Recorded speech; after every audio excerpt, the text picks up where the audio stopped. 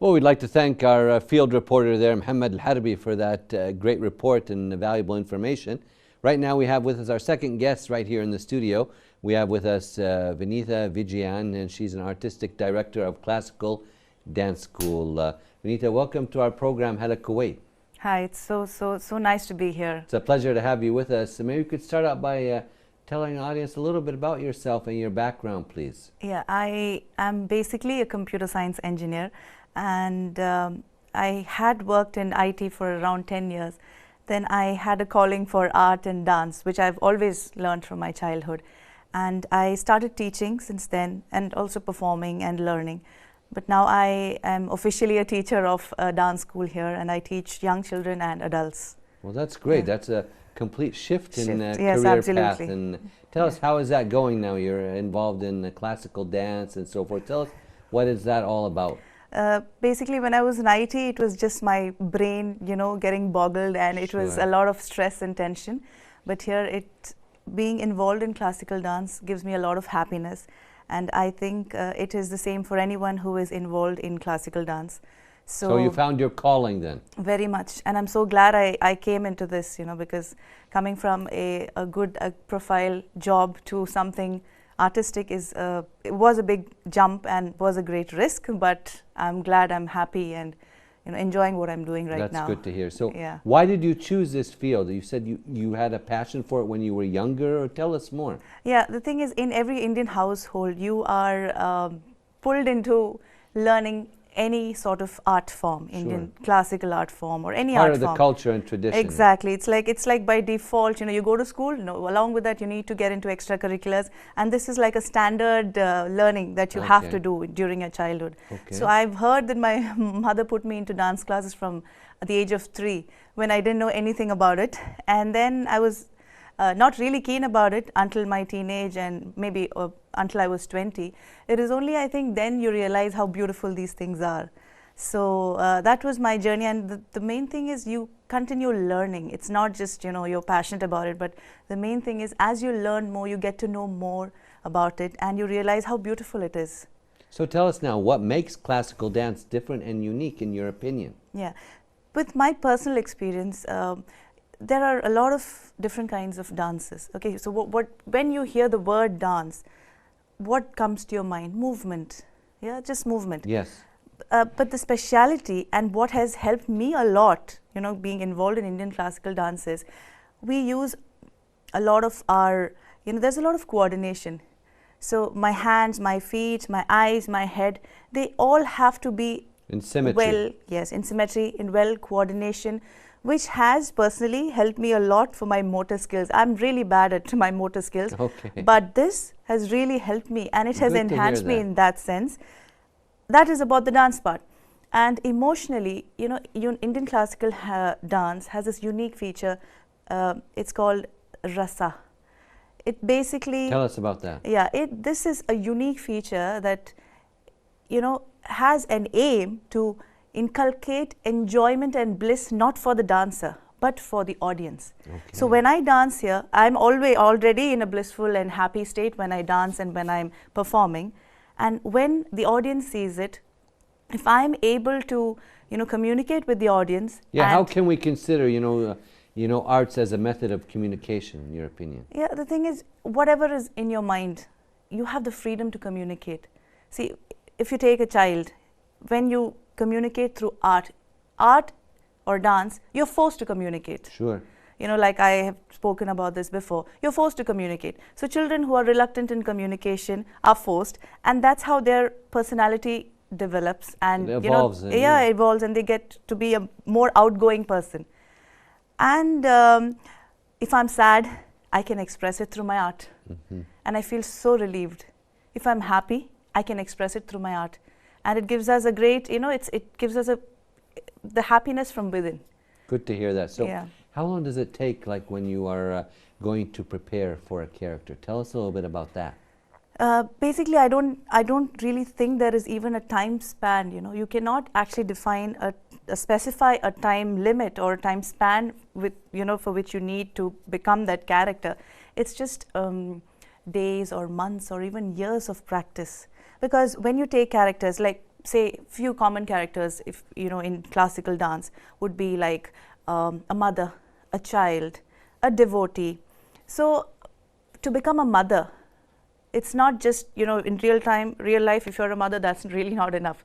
So you need to actually practice the feelings and the emotions of a mother in such a way that you actually drench in it. Sure. And then when you perform, it just becomes a natural.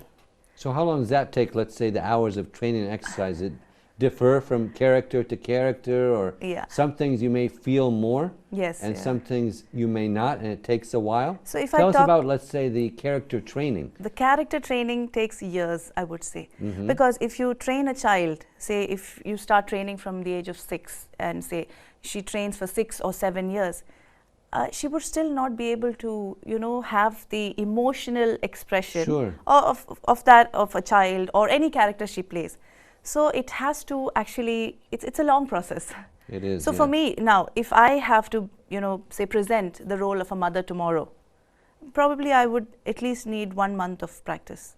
Okay. Yeah. So it takes a while to get into the character and what you need to do. Exactly, exactly. Okay. And here the beauty of Indian classical dance or the performances that we have is, I don't just play the role of a mother.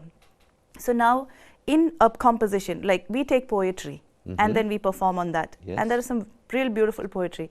So if the poetry talks about a mother and a child, so I need to act as a mother. Sure. And I need to immediately switch to a child. You kind of have to make the poem your feelings so it can be portrayed to the audience. Yes, that's one thing. That's the key to this, right? And I need to take multiple roles to, as you said, so that the audience can understand, okay, this is what's happening here. So they can feel it and then be entwined with you and your performance. Exactly. I think that's the key when it's a successful thing. Yes. They need to feel happy. They need to, enjoy. Feel your energy. Yes, exactly. So tell us now, in general, how can dancing help us? You said earlier it helps us get rid of negative energy and also express our happy emotions. Tell us more about that.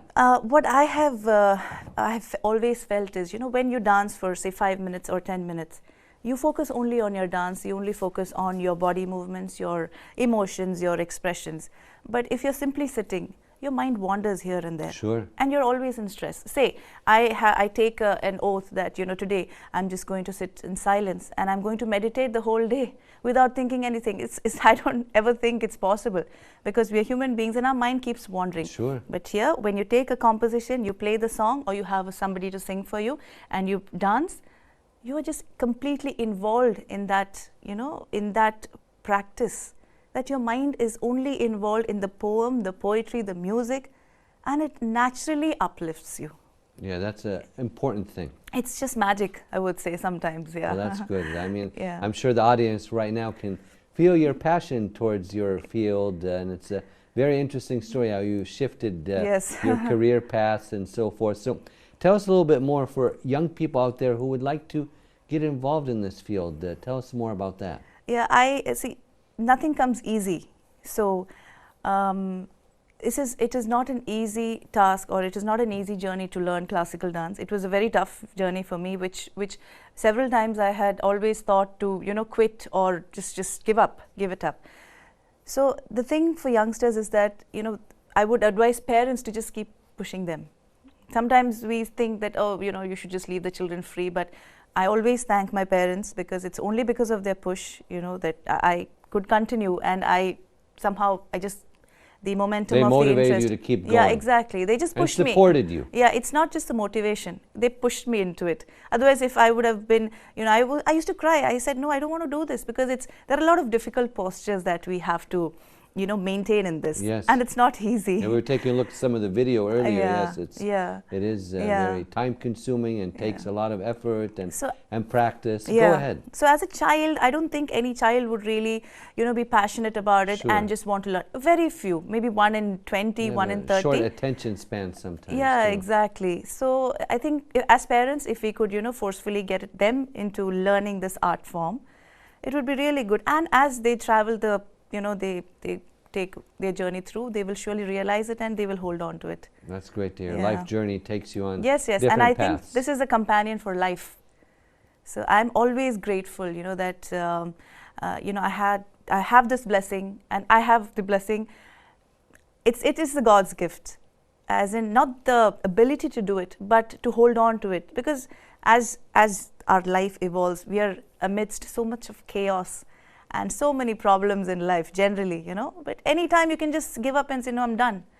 But God's grace, I have a supportive family. My husband supports me a lot, and my parents still encourages me. So along with the children, I feel it's, you know, the family needs to support any artist.